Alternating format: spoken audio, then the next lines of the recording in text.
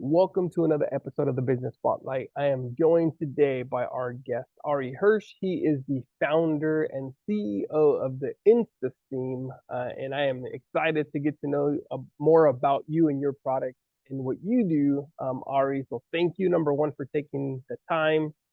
My name's Edgar Rodriguez. I am host of the Business Spotlight here in Las Vegas, and I'm also the coach for Action Coach. So Ari, without further ado, can you tell us a little bit about yourself and your business? Yeah, sure. Thank you for having me. I appreciate it. So I'm Ari Hirsch. I'm the CEO of InstaSteam. For those of you that don't know what it is yet, InstaSteam is the world's first electricity-free, hands-free clothing steamer. They're little pods that you fill with water and you put inside your garment bag or your suit bag with your clothes hanging inside, and it steams your clothing within a few minutes. Made to be like a quick, travel-friendly, eco-friendly solution when you're on the go, especially when you're in places where you don't necessarily have an iron in your hotel room, or, you're not able to bring that travel steamer with you, like cruise ships and stuff like that. So that's my product. I came out with it, and I invented it like about 5 years ago now. I invented it while I was, I graduated from high school. I studied abroad for a year, and I was traveling all over Europe. I did a bunch of different countries. And that's really where the idea popped into my head, because I had the problem myself. Before that, I didn't necessarily, living at home or, in high school, you don't necessarily have that problem. Right. But once you enter the real world and you start, taking care of yourself, and now it's your job to take care of your clothing. Right. And especially when you're outside the U.S., you have different resources all over the place. So that's where I had that problem. And, I was traveling to a lot of different places. Some places didn't have anything in the hotel rooms. Some places I was only bringing like a backpack with me, so I couldn't necessarily pack a travel steamer with me. I just realized that, there's a lot of times where, especially for quick trips, like I had no solutions except for the shower solution that most people use, but it doesn't really work. So I just thought to myself that there has to be a better way. There has to be a solution to solve this problem for people. And the idea popped into my head because when you're traveling with suits and a lot of nice clothing, you're bringing a garment bag with you. And I thought, so how do we fix this problem? And then I realized that I'm already traveling with these things, and I'm like, so let's take the things that we're already traveling with, and let's make that the solution. So the idea was to make the garment bag be able to steam your clothing for you. Yeah. So yeah, that's amazing, man. And it is one of those things where it is a need, right? Because a lot of us business professionals do travel quite often. And then there are those times where, you don't have an iron, and now you have a solution that's eco-friendly and it's quick, right? It sits in the garment bag, pop it, does its thing, and it'll take care of all the little things. Now, one question I do have, Ari, is what do you feel is most misunderstood, about your specific industry? I guess in my specific industry, I guess my industry is, we're kind of in a few different industries. I'm in the travel industry, and then we're also in, I guess, the clothing care industry. So there's different, they're all a little bit different. Mm-hmm.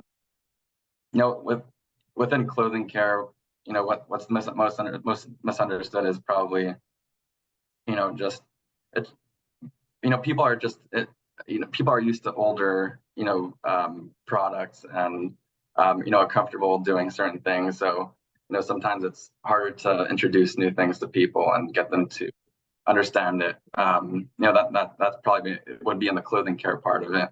Just introducing a new product, a new concept to people. Explaining to them that it's, the eco-friendly part of it, and the convenience of it. Because once you're in a routine, it's hard to break people out of that. Mm-hmm. And then, within the travel industry, I guess it's the same concept. When we're dealing with hotels and cruise lines and, just people all over the place, it's hard to break them out of that. Hotels have irons in their rooms already. It's hard to break people out of, to make change, I guess, is the hardest thing to get people to do. To get hotels to get rid of those irons in the rooms that nobody uses and stuff like that. So I guess making change would be, the hardest thing to get people to do within those industries. Oh, 100%. If you think about when the cell phone evolved, right, and going from the regular traditional cell phone into the smartphone and those challenges and people not wanting to embrace it, now it's one of those things that we can't live without. Yeah, So it's just a matter of time in getting those right people to finally understand like how this your product, is innovative, right? Versus what our traditional products are. Because, a lot of us are creatures of habit, but it's knowing yeah, that it's a convenient, it's a time saver, and at the same time you get to go do something, come back and it's done, right? yeah. So it allows you to be versatile. Are you part of the business spotlight is to educate and inspire people who have been thinking about getting into entrepreneurship, right? Or they're on that cusp, like, I have a really good idea. Should I do this? What's the advice you would give somebody who's right at that cusp?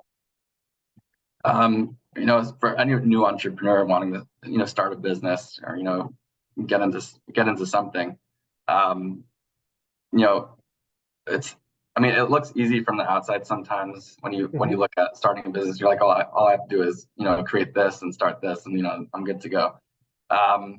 It's definitely, the truth is it's not that easy, but the advice, going into entrepreneurship and starting your business is really to, you want to be solving a problem and have a purpose for what you're about to do, and you want to really believe in what you're about to start, whether it's a product, a business, whatever it is.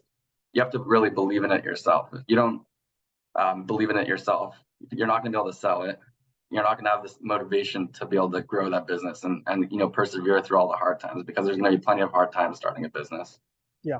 So it's really important to have those with you, going into business. Because you don't want to you don't want to set yourself up for failure. You want to set yourself up for success.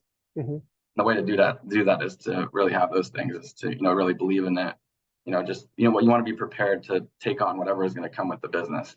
Yeah. Um, Yeah, 100% is it's analyzing like possible outcomes, right? Like what are almost doing like a SWOT analysis going into it and knowing that, what are my strengths, what are my weakness, what are areas of opportunity, and yeah, what are the threats out there, right? And knowing that you have a solid game plan going into it would definitely be extremely helpful for a lot of people who are on that cusp, right? yeah. Now, for you, Ari, you talked a little bit about what inspired you to start this was that, you traveled quite often, you studied abroad and running into those pain points that you knew, hey, there has to be a better way, there has to be a solution. So with that said, man, how do you stay motivated and focused on your goals? Um, I mean, specific to this business, I mean, business in general is really hard. It's hard to stay. Sometimes it's hard to stay motivated, Hmm. especially when you go through hard times. I mean, you can have, it could be not having enough money or losing money. Or there's a lot of different things that can go wrong in business.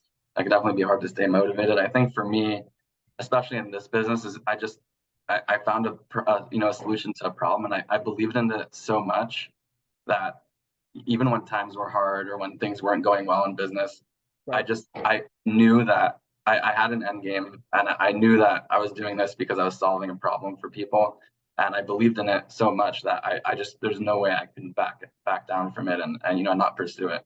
Hmm. Uh, and there's been plenty of times where I've been this close to saying maybe I should stop this, but um, it never got to me. I mean, it never took me down. Um, I just that drive, for success, and the drive to solve this problem for people, and to create the product. It's that belief you have to have in your business and your product. Yeah, Um, yeah, 100%. It is a challenging journey, right? Getting into business, and we all face it, right? All of us that are entrepreneurs, we know that there are peaks and valleys, but it's that journey, right? The journey that at the end of the day, this is solving for somebody that needs what you do, and yeah, knowing that you can surround yourself with like-minded people that are going to keep you motivated, keep you going. That at the end of the day, that that outcome is what's worth why we do what we do, right? yeah. Now, That's a good um, point that you made. Also, I mean, the surrounding yourself by people is a super important thing. I mean, that's something I did also. I mean, I think that's probably another thing that really got me through all the years of starting the business, is mhm, just surrounding myself by a team of people that can just motivate me, that believe in me, and that will help me get me through, whether it's the board that I put together for my company, or family, or Hmm. just, people that I network with, that, you want to surround yourself by the people that you want to aspire to be. That's very important. It's a true concept where, your surroundings really rub off on you. So, surrounding yourself by the types of people that you want to form into, Yeah, is very important. yeah, 100%. Now, as an entrepreneur, what do you feel is the biggest mistake first-time entrepreneurs make? I think that one huge thing that first-time entrepreneurs make, especially with zero experience, and especially if you're very young, is just is, I guess, managing the capital that you have within the company, especially if you're raising capital. Mm, right? A huge mistake that people make. People get very excited when you start your business, especially with no experience, because you go into, you're like, okay, you don't really have a proper business plan put together, and you're just excited that you invented the product, or you're starting your business. So you're like, I'm going to put money here and put money there and put money there without a strategy, and Mm, you end up realizing that you're burning through so much cash, and you're really hurting your business, and can, possibly causing yourself to fail. So I think a huge thing is money management, and just putting together a proper business plan to set yourself up for success, because it's a very slippery slope. Doing those types of things. So I would say that's probably one of the most important things. Starting a business for new yeah. people. Yeah, and Yeah. and you dropped some really good nuggets there. So I want to slow down. Is number one, you said having a good business plan, right? And we run into that a lot when we talk to experienced entrepreneurs, right? Is, hey, what's the business plan going into 2023? Or hey, how are you pivoting type current situation? And a lot of times when we talk for us, it's getting to understand our clients or potential clients, right? And it's a lot of them that even as experienced as they are, or seasoned as they are, they don't typically have a business plan, which to me raises an eyebrow, right? It's like, huh, that's interesting. So how are you doing, right? How is business really going? And then the other thing you said is, on top of having the business plan, is the money management, right? And they're spending money on different areas of the business and not focusing on how to weather the storm, right? Understanding the different seasons in business, and that's one thing that we do work on with a lot of clients, is understanding, what does the season look like? How was business last year? What do you need to prepare for? Where should you be investing the marketing dollars? So it's looking at the overall picture, taking that step back and overview of, let's take a look at everything just to make sure that we're maximizing every possible strategy. So that's really good advice. And Yeah. those are some of the takeaways that I got from there.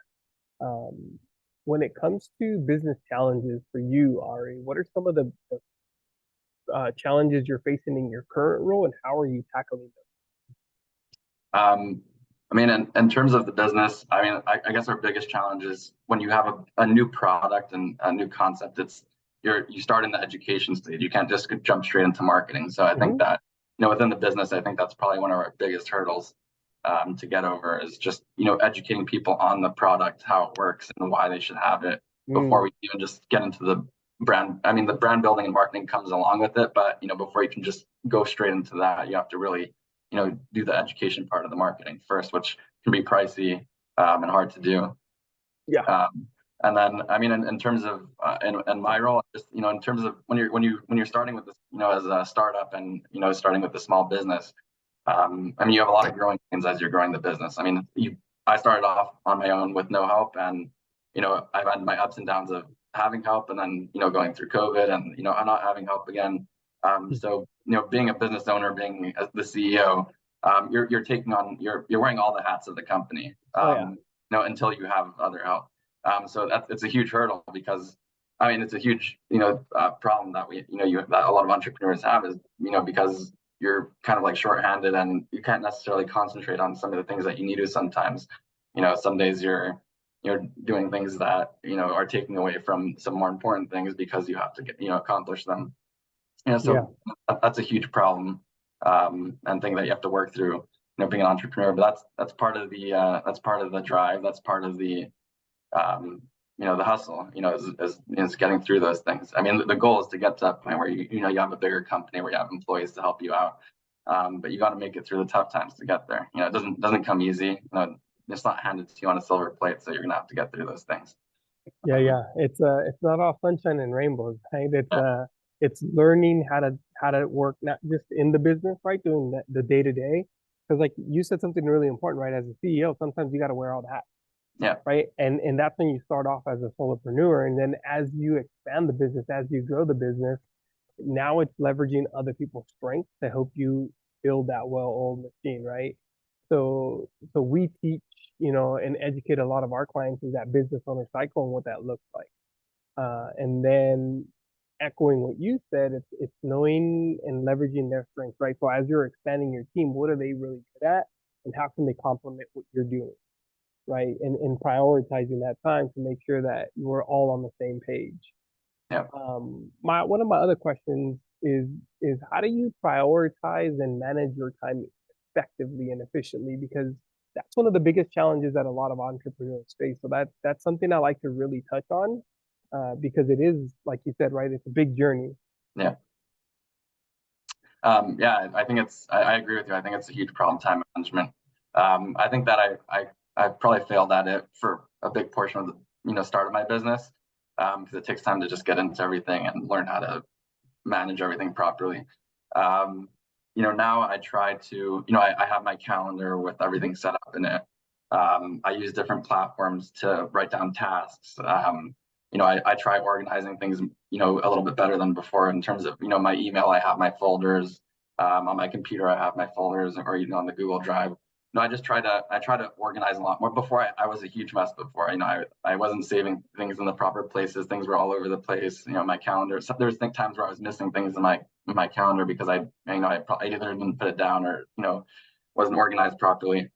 So I think that, now just having that organization and using the proper platforms and tools to organize everything properly makes it, you end up saving a lot of time by doing that, Mm-hmm. even though it's the same work that you're doing. But by organizing properly, you're being a lot more efficient in that. You know where things are, you have your schedule set up for you, and you can just execute, a lot more efficiently.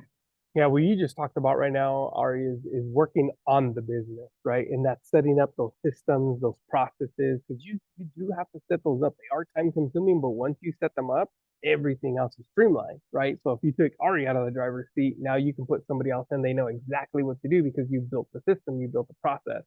Exactly. And that's really, really good advice, right?